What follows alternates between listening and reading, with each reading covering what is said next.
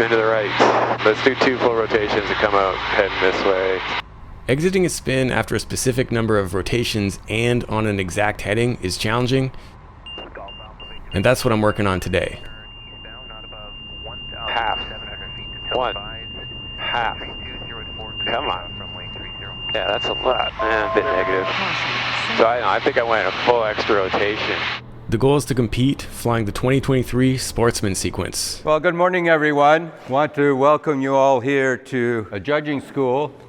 So we're going to learn about that while I test this. I'm flying with the new Bose A30 today. And I'll share initial impressions while pushing its limits. At the end of the spin, it has to stop at the correct amount of rotations. If it's under-rotated or over-rotated, 1 point for every 5 degrees a gain. Half. 1. Oh, yes. Oh, yeah. Think rate. Pull up. That nailed it.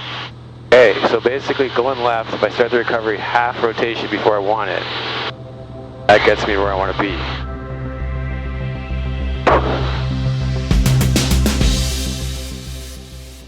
Got a little bit of a scattered layer here. Do some aerobatics above.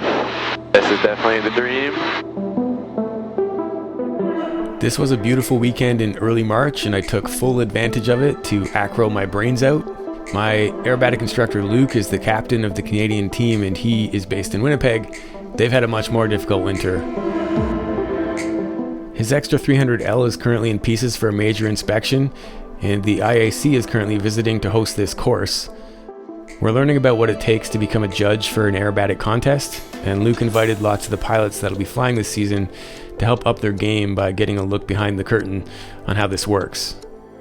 And Luke is seriously leveling up his competition flying this year with a new toy. His new airplane also required a new logo for Harv's Air Inverted. Luke will be flying the Extra 330 SC in Vegas this year for the World Championships. And before that, there's going to be a competition in Winnipeg that I'll be flying the RV14 in, and that's why he invited me to take this course. So the aerobatic box, the bottom of the box, and this is so important for pilots to remember. Primary and sportsman, it's 1,500 feet above ground, and you do not want to go below that. So how do the pilots know if they're in the box? Well, there's markers on the ground. I'll be intercutting that course into an episode about actually flying a competition. This one covers the early stages of getting ready for that. But before we get back on board, heading to the practice area, some important backstory context. Thanks to Bose, I'm gonna fly this girl. They've been a huge supporter of the Flight Chops channel since 2015, and that was my first ride in a T6, which was totally formative for me, and I'm proud to share my thoughts on the new A30 headset. I got to have it for a few weeks early before it was announced to play with. My review is 200 to go for 45. My review is that it's invisible. Like it's got less clamping force that I noticed than the A20. It weighs the exact same. I weighed it with my kitchen scale within a couple grams. So less clamping force, same weight, which is already really light. They explained some really technical stuff to me about how the noise canceling works.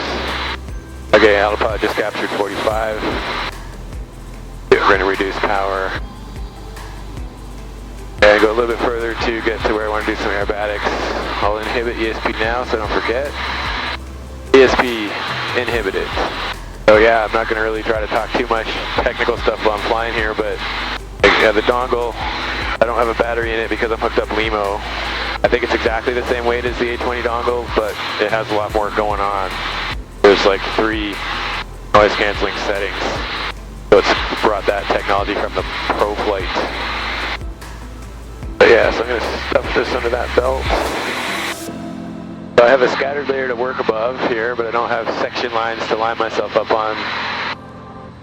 Maybe go a little further. It's beautiful, but a little weird.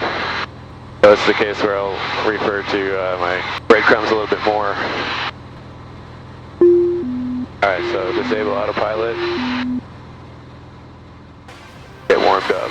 So just like standard VFR maneuvers, aerobatic flying is all eyes outside using visual references on the ground.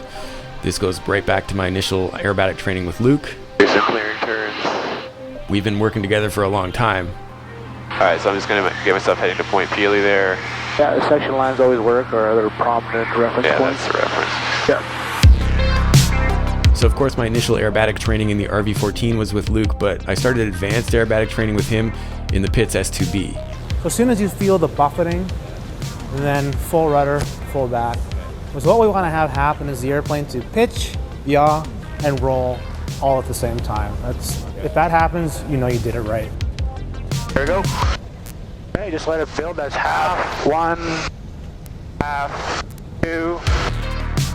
And then he upgraded to an extra 300. Yeah, buddy. Let's finish with figure 10. You can do it. This is just a half cube and eight. So now I'm taking everything that I've learned from Luke and bringing it to the context of the RV14. But please don't watch this episode with the idea of training in mind. Alright, starting to loop at 4,200. Previous episodes with Luke that cover the nuances of this training are linked in the description. This one is really just my debriefs of my first serious solo aerobatic practice, starting with a loop here to warm up, but it's going to focus on spins. And it's fun to share how excited I was with my first successful spin exits on heading. 4,200, not bad. Alright. So maybe one point would be that because there's less clamping force, when I got light up there, I felt the headset kind of almost wanted to fall off my head. So if I did negative G, I would definitely want a strap, which most aerobatic pilots use anyway, but so that was my first time doing a loop with the A30, and yeah, a little bit light, almost falling off my head, but that's cool because the noise canceling is still working great, and I mean, almost no clamping force. Very cool. There's a lot going on with aerobatic competitive spins, so let's get into learning about that. And watch for a forced entry into the spin. The pilot didn't get the power cut back soon enough, and he's getting close to the end of the box, and I'm gonna force it in, and so then you're gonna see the yaw and roll start before the nose drops, and that's a forced entry and deducted appropriately. So no doubt my entries could have been better on this flight, but what I was focusing on was trying to exit on heading. Okay, so I'll do 1.5. See if I can end up going west. Alright, 55, spin to the right. Gonna try for 1.5. Which means I need to start recovering before it gets to one full rotation. So then the greenhouses are to my right. This year the Sportsman sequence calls for a 1 1/4 rotation spin. Starting at 5,600, let's see how this goes. Tower, Commander Golf Sierra, Juliet, holding short 30, ready for departure in sequence. Half. 1. Oh, yes! Oh my god, that was almost perfectly 1.5. No doubt that recovery was a little bit wibbly wobbly, but I was just pretty excited that I actually came out on heading. Wow. With that in mind though, for competitive spins, you're supposed to hold the down line before recovering to level flight. After the spin, we want to see a vertical line down. On an upright spin, if it stops there, the pilot's going to have to get the airplane on a vertical line straight down. If in the spin it ends with one wing higher than the other, the pilot will or should correct it. There's no downgrade for correcting it at the end of the spin, but then draw a straight line down. It doesn't have to be very long, but we have to see a straight line down. If it's not straight, you gain 1 point for every 5 degrees. This had been a grueling first flight of the day. I'm going to debrief the last one next, but I wanted to end this one on that good note. I'm going to stop right there. That was friggin' sweet. Alright, fun switch off. I needed to decompress and get something to eat. That was a solid half hour of acro. And then before getting back to hardcore solo acro, I took my friend Katie, who's a new Yellowbird pilot and working on some motion sickness issues, and she did most of the flying on this one. Okay. Ready? Yep. Okay. Pulling. Visualize. Visualize. Roll. All of it. Yeah, that's all you. I'm not helping at all, but keep rolling.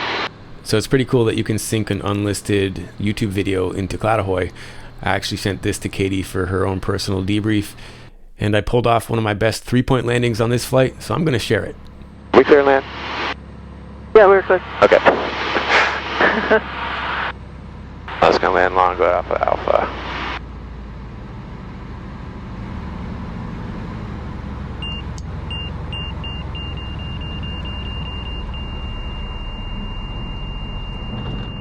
That's what I'm looking for.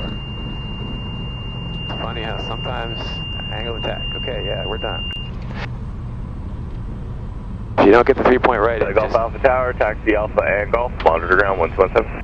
After dropping Katie off, I went back out solo to work on a bunch of acro, but largely I was focusing on trying to nail down those precise spin exits. Yeah, I'll do a loop.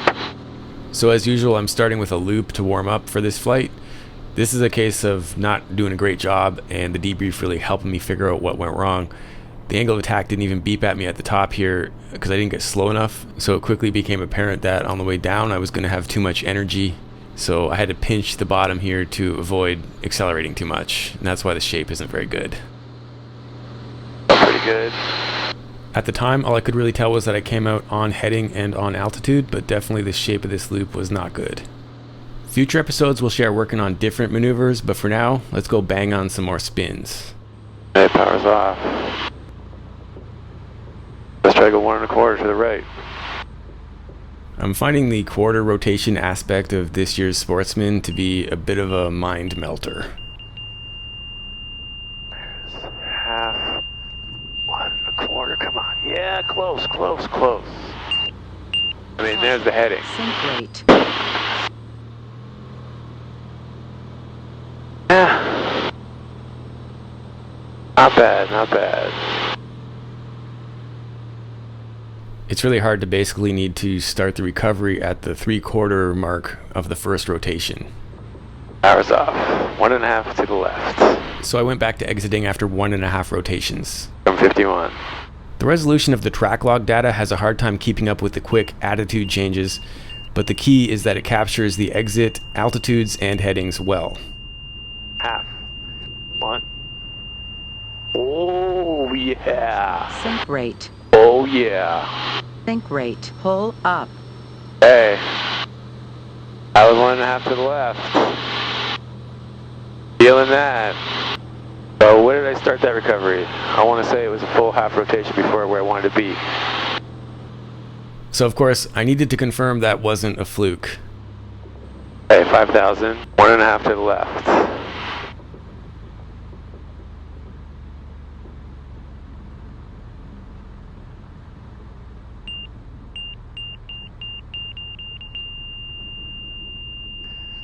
Half.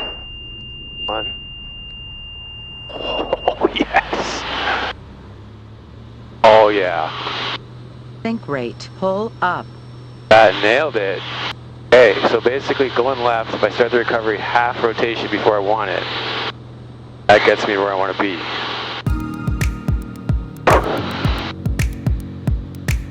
Alright, fun switch off. No more fun, but that was fun. That's good times. We did a bunch of acro flights today.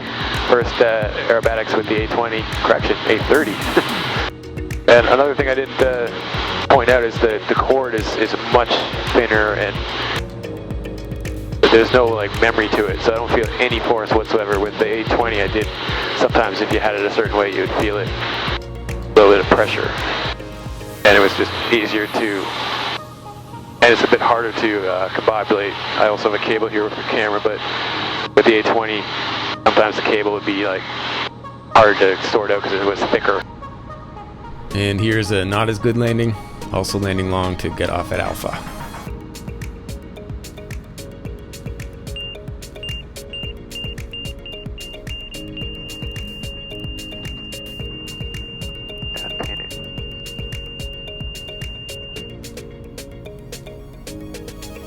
Charlie Golf Alpha Tower taxi via Alpha Golf, monitor ground 1217. Alpha Golf, monitor ground, try Golf Alpha. Well, that was solid, man. That's some solid acro practice. And yeah, the A30 is just invisible. That's my review. No squeezing force, and the cable is like super low profile, and I don't even feel it. It's like it's not even plugged in. It's awesome. And even with the hat properly breaking the seals, I feel like the noise canceling is still awesome. I did have it on max, so I'll tell you that much. This airplane is loud. I've got some IFR flying content coming soon where I'm wearing the A30 and using it for a lot more comms. Obviously this flight within the context of aerobatics was really just about concentrating and focusing on the flying, not the communicating. And if you've got any questions about aerobatics, please leave them in the comments. A lot more of this content is coming. Well, my review of the A30 first aerobatic flights, it's invisible. That's what I gotta say about that. It's like it's not even there, no clamping force, the cord is non-existent, and the noise canceling is still awesome. Can't say if it's better or not, but it's awesome. It's different, there's a different quality to it, so maybe it's better. I think they said it's something about being digital. I don't really understand the tech. And there's 3 modes to it. So like the Pro Flight, it's got 3 settings to the noise canceling. In this airplane, I definitely had it on max. But I suppose if you're in a turboprop or a jet, you could dial it down. Good stuff, man. Pretty happy with it. And I think it's also, there's more metal going on here. It's more rugged, but it's not heavier, so that's cool. Aerobatics approved. So until the next one, keep your flight chops sharp.